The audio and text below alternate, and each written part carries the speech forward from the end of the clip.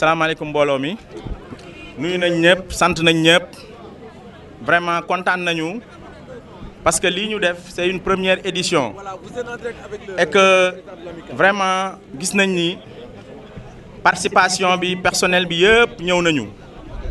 directeur yëpp aussi ñëw nañu donc vraiment mënuñu suñu kontaante mënul gën a rëy lii kontaan nañ trop marche bi ça s'est bien passé du début à la fin amoon na rythme vraiment liñ ci jublu woon muy côté sport bi yaakaar naa am nañ ko parce que agsi nañu quand même ak benn battement de cœur donc loolu la ñuy jublu ci sport. ci beneen wàll bi aussi tey gis nañ ni vraiment personnel bi ñëpp ñëw nañu usine ba ña fa des mooy les personnels postés donc li may wax mooy le sport outil de cohésion la rawatina biir Ciments du Sahel donc li may ñaan di ko ñaan encore une fois la direction générale mooy que ni lii ñu def tey ñu pérenniser ko pour que chaque année à la même période à la même date ñu def randonnée boo xamante ni nii lay mel boo xamante ni yeneen éditions yi ñëw ñoom ñooy gën a rëy ñoom ñooy ëpp réussite bien que quand même bii réussite bi vraiment su ma ko doon xayma en taux je dirais que réussir na à 100%. maa ngi remercier aussi la commission sportive la commission d'organisation le comité directeur de l'amicale le bureau exécutif de l'amicale vraiment on a travaillé parce que randonnée bi on l'a organisée en une semaine lundi dernier lañ def la première réunion donc c'était pas évident mu am réussite bi parce que on l'a préparé en une semaine lundi lañ def première réunion bi jeudi ñu def la réunion de coordination donc vraiment may ñaan ngeen tàccu le comité d'organisation remercier ñëpp di aussi remercier le président directeur général monsieur Latfala Layus parce que bi ma ko waxee randonnée bi c'était feetu fin d'année bi dama ni ko président dañu bëgg a organiser benn randonnée pédestre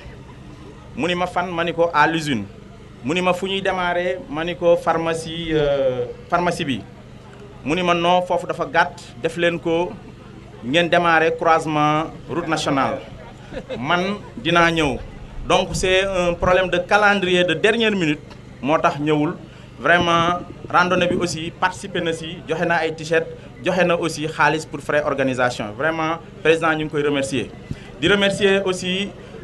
le directeur d'exploitation monsieur Mamadou Ndiaye qui est venu à son nom et qui représente aussi le président directeur général di remercier aussi tous les directeurs parce que directeurs yëpp participer nañu di remercier monsieur Salam Thioune qui a fait partie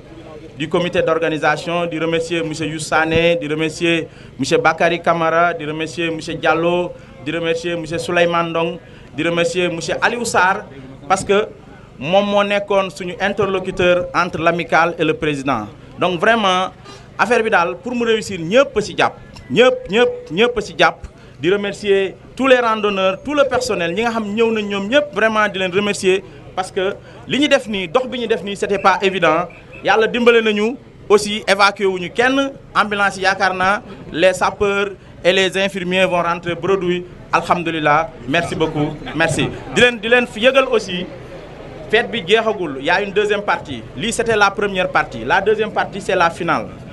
bi c'est une équipe de la production qui va rencontrer une équipe de lançage le quart B donc suñu demee déjeuner fële à la mosquée dañuy def beneen tournée daal di dem ci terrain bi pour suivre match bi merci beaucoup. Nous remercions encore une fois l'amicale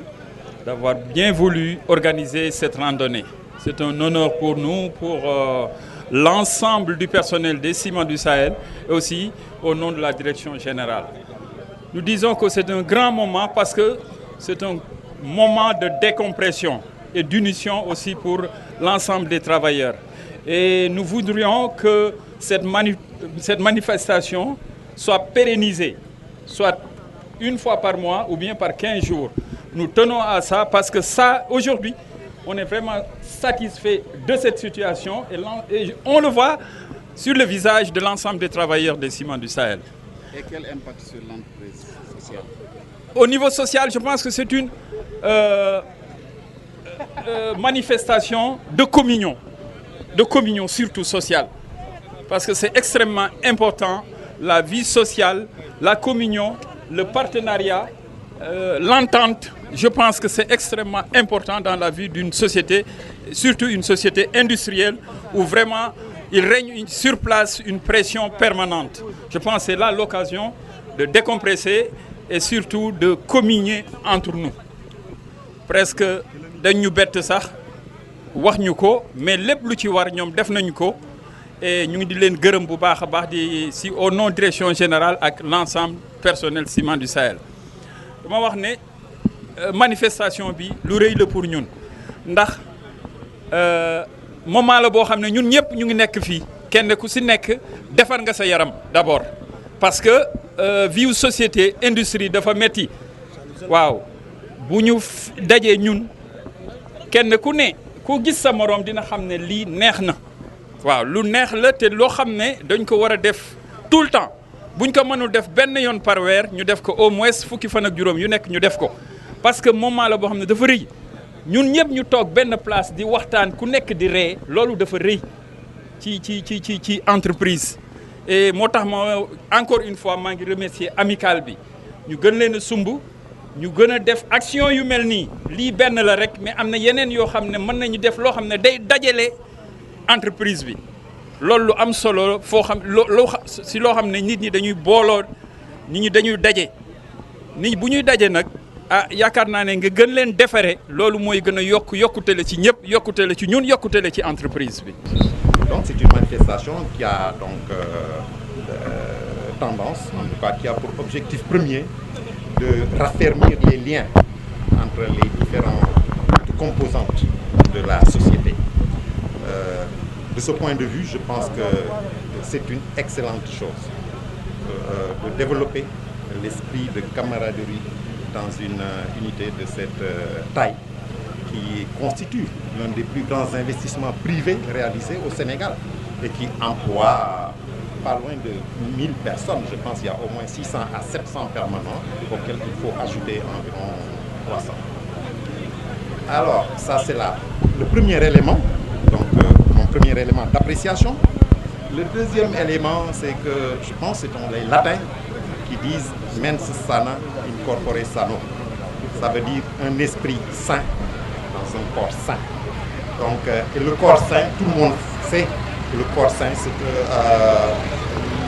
le premier élément en fait de santé, c'est le sport. Donc, prendre l'initiative de cette randonnée, c'est quand même une excellente initiative parce que pour travailler, il faut être en bonne santé.